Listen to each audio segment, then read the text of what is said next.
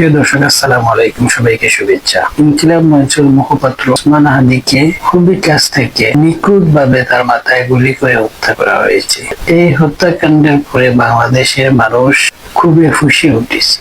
রাজনৈতিক দল এবং বিভিন্ন সংগঠনের মধ্যে যে অনৈক্য দেখা দিয়েছিল, ওসমান হাদির মৃত্যুকে কেন্দ্র করে সব দলমতের মানুষ আবারও বাংলাদেশের প্রশ্নে ঐক্যবদ্ধ হয়েছে। ওসমান হাদির হত্যাকে কেন্দ্র করে ঢাকা সহ সারা দেশ ছিল অগ্নিকর্ব। এই মৃত্যুকে বাংলাদেশের মানুষ কিছুতেই মেনে নিতে পারছিল না।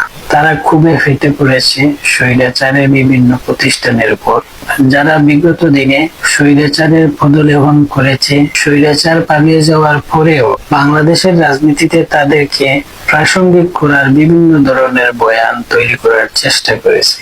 আপনারা নিশ্চয়ই অবগত আছেন, কিছুদিন আগে প্রথম আলো একটি নির্বাচনী জরিপ করেছে। সেই জরিপে সাবেক প্রধানমন্ত্রী শেখ হাসিনা এবং আওয়ামী লীগকে বিভিন্ন মার্জিনে জনপ্রিয়তা দেখানোর চেষ্টা করা হয়েছে। সেজন্য বাংলাদেশের মানুষ প্রথম আলোর প্রতি ক্ষুব্ধ ছিল। আওয়ামী লীগের জনপ্রিয়তা যাচাইয়ের এই নেগেটিভকে বাংলাদেশের তরুণ সমাজ ভালোভাবে নেয়নি। তারা পথ খুঁজতেছিল কিভাবে প্রথম আলো এবং ডেইলি স্টারের উপর আক্রমণ করা যায়। ওসমান হাদির মৃত্যু হলে বাংলাদেশের তরুণ সমাজ তা মেনে নিতে পারেনি এবং তাদের কূপ দিয়ে পড়ে প্রথম আলো এবং ডেইলি স্টারের উপরে। তবে এই পত্রিকা দুটি তাদের কার্যক্রমের কারণেও তারা বিভিন্নভাবে বাংলাদেশের তরুণ সমাজের কাছে জনপ্রিয় হতে পারেনি। যেমন ধরেন, ওসমান হাদির জানাজায় প্রায় 8 থেকে 10 লক্ষ মানুষের জমায়েত হয়েছে। সেখানে ডেইলি স্টার তাদের একটি সংবাদে প্রকাশ করেছে প্রায় 1 লক্ষ মানুষের জনসমাগম হয়েছে। অনেকেই মনে করবেন তাতে হয়েছে কি।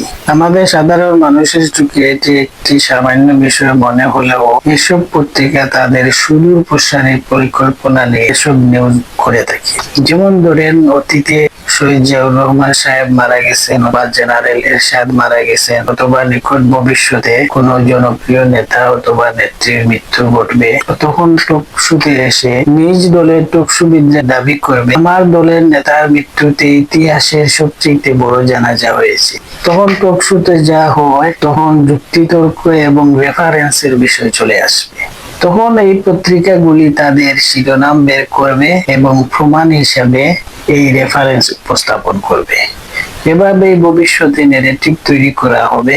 সুতরাং পত্রিকাগুলো যে অবহেলা করে এরকম নিউজ করে তা নয়, তারা সুদূর প্রসারী পরিকল্পনা নিয়ে এসব নিউজ করে থাকে। আশা করি আমার মূল বক্তব্য বুঝতে পেরেছে।